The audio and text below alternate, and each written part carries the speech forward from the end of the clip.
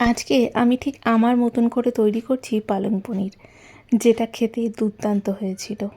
শীতকালের পালং শাক বা অন্য সময়ের পালং শাকের মধ্যে কিন্তু আকাশ পাতাল পার্থক্য। শীতের পালং শাকের একটা আলাদাই স্বাদ আছে, যেটা অন্য সময়ের পালং শাকের কিন্তু পাওয়া যায় না।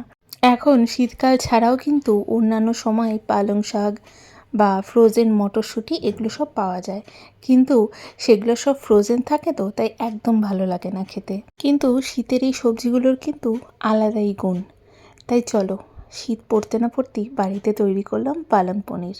প্রথমে পালং শাকটাকে বেশ কিছুটা গরম জলে সেদ্ধ করে ভালো মতো জলটা ছেঁকে বরফ জলের মধ্যে ডুবিয়ে রেখেছিলাম, যেন পালং শাকের রঙটা নষ্ট না হয়ে যায়। নিয়েছিলাম 300 গ্রামের মতো ক্রিম পনির, সেটাকে মোটামুটি সাইজের পিস করে কেটে নিয়েছিলাম।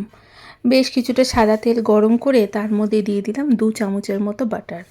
ভালো মতন গলে যাওয়ার পর অল্প একটু সাদা জিরে ফোড়ন দিয়েছিলাম।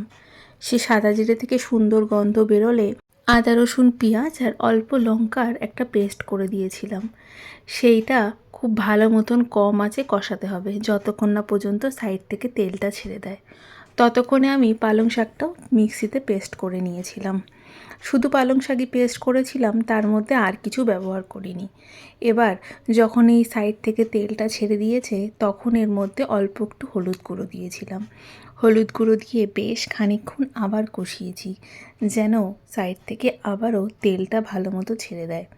এবার যখন দেখলাম বেশ ভালো মতন কষানো হয়ে গেছে, তখন সেই পনিরগুলো যে কেটে রেখেছিলাম, পনিরগুলো দিয়ে সেই মশলাটার সঙ্গে খুব ভালো মতন মিশিয়ে নিয়েছি। পনিরের কিন্তু আলাদা কোনো রকম কোনো স্বাদ নেই, তাই ঠিক পনিরটাকে যদি এরকমভাবে তৈরি করে নেওয়া যায় আগে, তাহলে কিন্তু খেতে একদম আলাদা লাগে।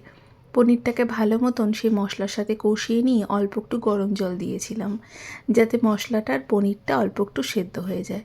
এবার ওই যে পালং শাকটা বেটে রেখেছিলাম, সেই জলটা ফুটে গেলে পরে পালং শাকটা দিয়ে দিয়েছিলাম। এবার কম আঁচে সেই পালং শাকটার সঙ্গে ভালো মতন পনিরটাকে আর তার মশলাগুলোকে কষিয়ে নিতে হবে। খুব হালকাভাবে করতে হবে, যেন পনিরগুলো একটাও ভেঙে না যায়। এই সময় আমি অল্প পরিমাণে নুন আর একদম 1 থেকে 2 চিমটের মতো চিনি দিয়েছিলাম।